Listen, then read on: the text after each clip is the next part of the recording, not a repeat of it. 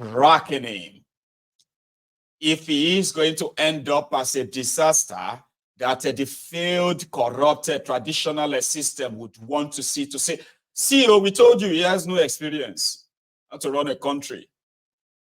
Or it is going to be a sort of, a sober reflection for the older generation that either supported the older crooked crooks in charge of Senegal, who told them that only old criminals can actually run a country. It would either have to show them that they should reflect, that they should go and reflect in that judgment. And like he said, it's also something for Africa. I'm not going to inspire you with this picture. I can inspire my own children with this, because this is the story that is relatable. This is the story that can encourage young people, okay, never to end up like this, so that they don't end up like this. And, time is everything. When they are younger, it is always good to him to be this, not this or this. Do you get the message? Do you get that? Because the criminals in charge of Nigeria are born rogues. One of them is that of El-Rufai of Kaduna, a terror sponsor, by the way. Years back, before this rogue had a chance of leading a country that could possibly be, half of Senegal. I don't know if that's too much, okay? But this guy said, in US and Europe, governments are working to reduce debt and fiscal cliff forever. Your Jonathanians are rushing to borrow away the future of our nation. This was 20 what? Now check them again. Listen to me. This was in 2012. By the time this Olori Brukus came in, the Nigeria debt was put at both the local and international debt of Nigeria was put at 13 trillion naira, like plus or minus. The Nigeria exchange rate was something. Nigeria had the foreign reserve. Nigeria had an excess crude account. Nigeria's naira was a bit stronger. At least for somehow, they were able to cover the lapses for that long.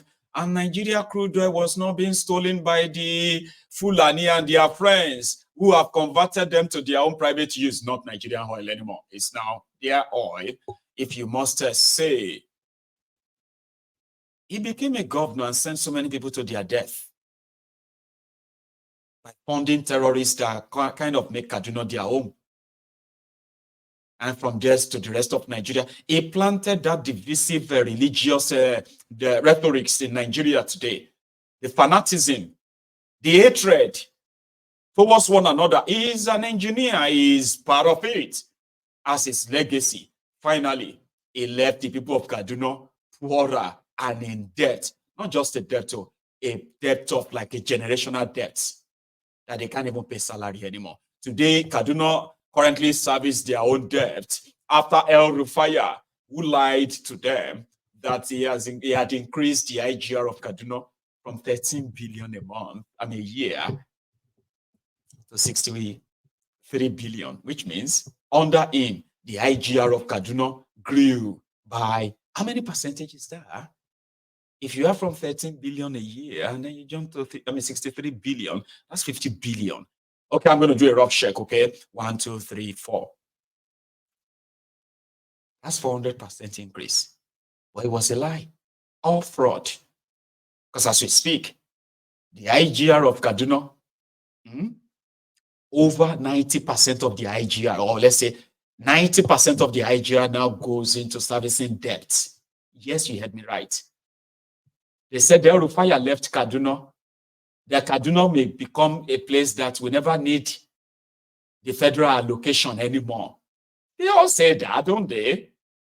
Because it's all lies. Because it never stops, it never ends. And most of the time, the reasons why the political tension, all of the divisive rhetorics you are seeing there, sponsored by the government, the aid, and the all of that, they are doing so because they want power that continue to give them allocation as state governors.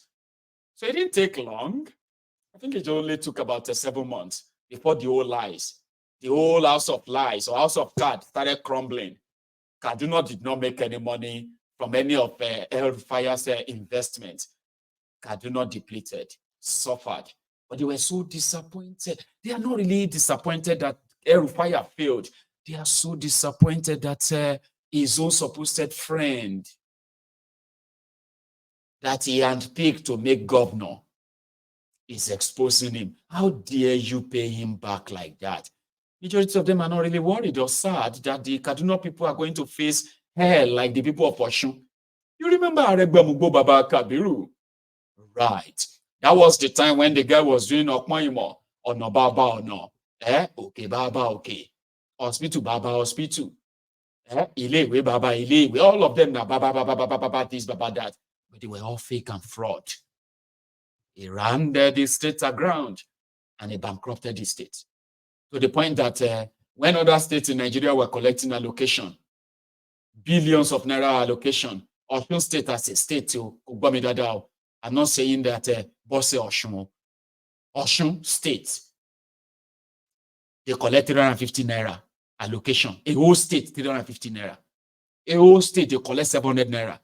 And I'm not joking. And I'm not saying Bose Osun. Or who is that? Michael Oshunuga. No. I'm talking about Osun State. Osun State. Because they are using all of their supposed allocation, monthly allocation to service the debt that Aregbemugo Baba Kabiru plunged them. He was paying half salary and they were still rolling out drums and dancing around him. I have never seen that kind of fuckery in my life. It happened. But now, the Kaduna people are about to suffer that. That's why they said Sonny had to scream out. I don't even know if I should feel sorry, but I have to feel sorry for the people who are the victims. But this is what governance is in Nigeria. Do you want to listen to this? Somebody who was trying to explain to people why the guy had to speak out. He had to speak out. El-Rufai don't finish Kaduna. The Bambi are lying Kaduna today. No be only the people waiting on the street where they beg. Even the government will beg. And that then gave the sort of a doubt to that of the school's children kidnapping, where the terrorists took over 287 school children, which they came back to say, no, it wasn't 287. They only sort of moved with the narrative, but they were not at this. But the terrorists were so kind that they initially wanted 1 billion naira ransom, but somehow they just felt like in the course of Ramadan, you know, now how is they see how is help? Sure, you understand now. So yeah, come and pack the children. Now a lot of us are we're always doubting anyway. So to some of us, we believe that if, as they say, one road no enter market, in Yoruba they say onokon waja, which means no be only one road or one entrance enter market. If allocation no reach enough because they are using that to service the debt left by the Kaduna little finger, the El-Rufai, maybe the backdoor ransom payment can actually help us to some extent. I am not asking you to indict them, but I'm just saying that the situation has gotten so bad, right, that maybe this will explain it, why Sonny can't keep quiet. Well, it's unfortunate, first of all. It's a very complex issue because first, maybe we should look at it from the individual relational aspect before we come to the governance aspect. If you look at former Governor Nasir El-Rufai and Governor Obasani, they are very, very close associates. You know, it goes beyond the time Governor El-Rufai became governor. When Nasir El-Rufai was Minister of Abuja, Governor Obasani was one of his aides. You know, so they've been friends for a very long time. And when Governor Nasir was in exile, Obasani was one of his closest associates on ground. You know, that guided him through the trying moments. And do not forget, of course, when he became governor, he went along with him as aide and helped him or supported him to become a senator. So these are associates. And sometimes when political differences emerge like this, there's a way in which the rest of us may want to sensationalize this. The way we want to find it salacious. But if you look deeper, you'll find that it's probably, at the end of the day, it's going to be a storm in a teacup, you know, just like your previous resource person said. But again, the governor may not be totally wrong, you know, revealing the amount of debt on ground because it's obviously having difficulties, and of course people are raising eyebrows why some things are not being done. So it probably was altruistic or probably well-meaning in the interest of accountability and transparency to say, okay, these are the difficulties we're having, but we're not necessarily putting down or condemning the ex-governor. But you need to know the facts so that if challenges are ahead, or if we're dealing with challenges, or if we're deterring, or failing to meet some obligation, this is the difficulty we're dealing with, and that is the reason. But what the problem is that we don't have somebody intervening. The son of the former governor is the most wrong person. We're coming to that. Actually have intervened. Yeah, exactly. We're coming to that. Okay. I like that you use the word sensationalism, because I gathered that actually there is no rift between Nasir El-Rufai and Obasani. They're good. It's just like you said, people out there commenting and making unguarded statements, some have said, concerning this. The two men are good. So this is what politics become when people decide to take on things they're not supposed to speak on, and especially when there are young people like Bashir El-Rufai. But let's come to the governor has said he's been unable to pay the wage award, which was something that was put together to cushion the effect of the removal of fuel subsidy. And that's a big problem. How do you think that will affect the citizens of the state? It will definitely affect the citizens, because it's a very difficult situation that they are in. Out of 10 billion allocation every month, about 7.5 billion went to debt servicing in the last month, in March. That's a very difficult, situation to actually navigate from. I don't know the amount of creativity he'll be able to muster, to navigate, that channel. Very tough one. But he's already talking about borrowing. First of all, he has gone to the president, and the president told him that for the money that is owing in dollars, 587 $1,000 he can do next to nothing, because it's a World Bank loan. It's a commitment that has to be met. The president has told him so. So that's out of it. Then perhaps for the one that is being owned in Naira, what else can he do again?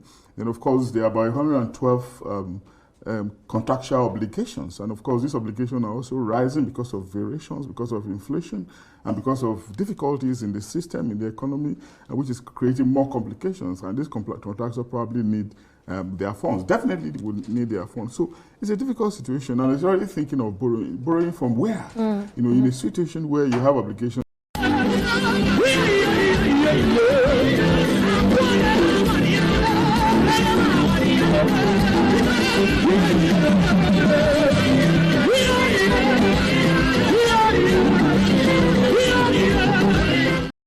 I'm trying to say, let's go borrowing.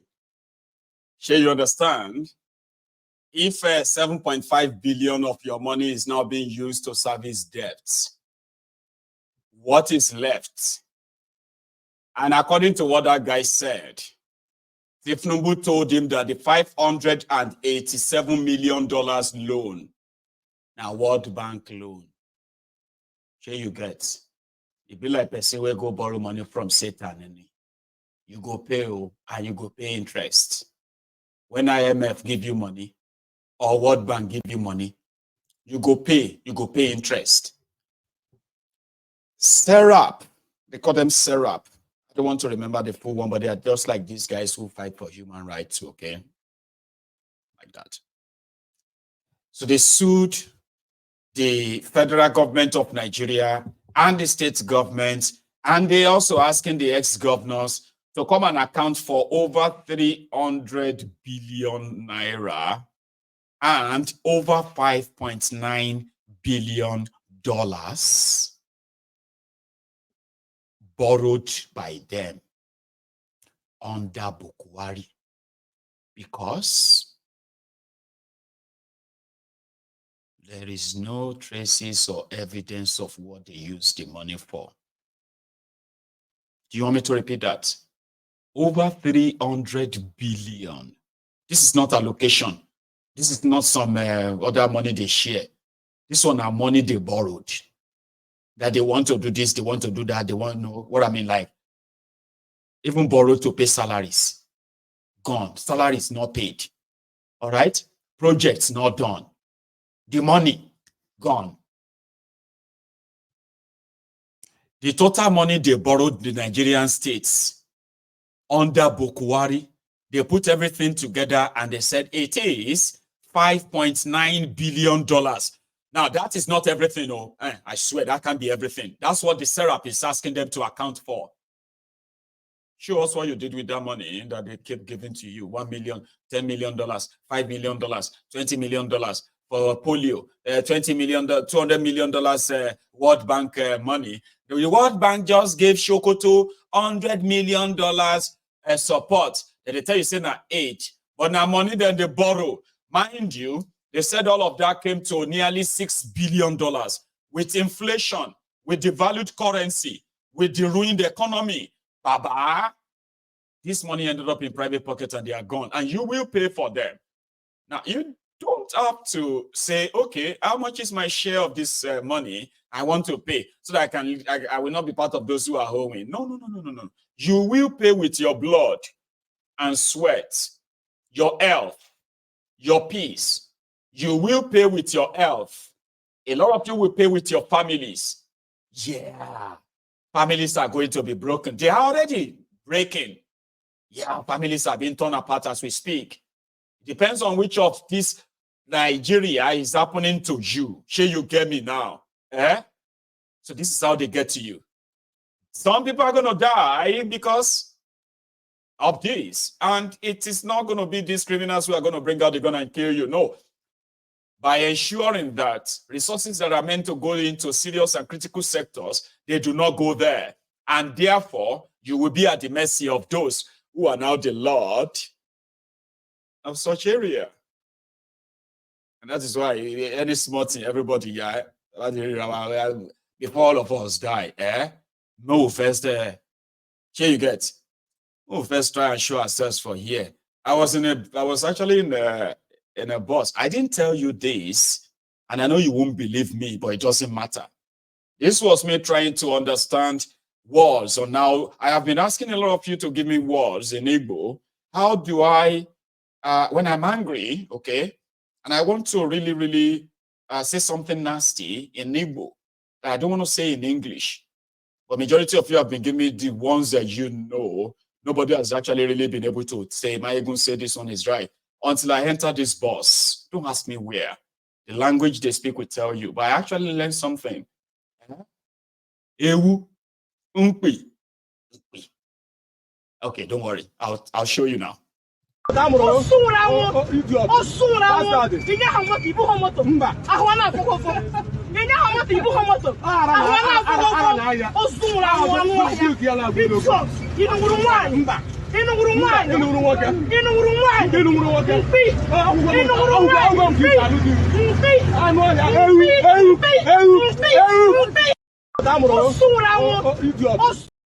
Onoro wine, onoro obia, onoro wine, onoro obia, umpi, ewu, umpi, ewu. Don't ask me for the meaning. I did a lot of work to remember all that here again. And you know something I told you about Nigeria as we are right now in that place, right? Everyone is angry. No, I can tell you that for free. Everyone is angry. Most of the time, they can't tell you why. Okay? Now, if you enter any public transport, anywhere in Nigeria, I mean, you know, okay, maybe not everywhere, or anywhere. I don't know. Like, it should be everywhere because it's almost the same. This is not Lagos, so that wasn't Lagos. And I can tell you this. The reason why the fight started was simply because somebody said somebody should shift. Can you please shift now? This seat is for 4 people. For God's sake, we all pay the same price now. We pay the same transport. Madam, please shift. Don't talk to me like that. What do you mean I should shift? Are you the one they sent to me? Holy Ghost fire. Holy Ghost. What? I said, Mama, waiting. I said shift. Do I look like the devil you fight? The demon where they pursue you? Which one is Holy Ghost fight? Holy Ghost fire. Holy Ghost waiting. I said shift. Now so while they start. Why do you put your weight on me?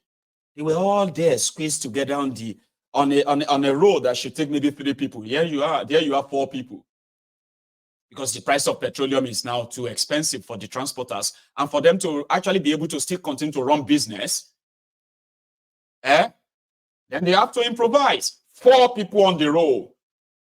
Then you see somebody who has more, who will need more space, okay? Instead of them paying for 2 people, they will squeeze in there. You say, please shift. Please, madam, sir, please, can you please shift a little bit? Sir, I didn't say you should stand. I said shift, please. Please, please, sir. This place is too tight. 2 more people are coming in. You and I are the people here. We've already taken the whole 4 seats. Can you just say shift? Sir, I'm talking to you. You are not shifting. There is still space there. So wahala go start. It is when they are done, they don't beat themselves bloody, everything bloody. And then, you know, they don't tear their clothes. Everybody tired, exhausted. Like sort of breathing like, what happened? What really happened? What caused the fight? Listen, he's also pointing at you and saying it's you. No, it's him. It's him. What happened? I told him to shift.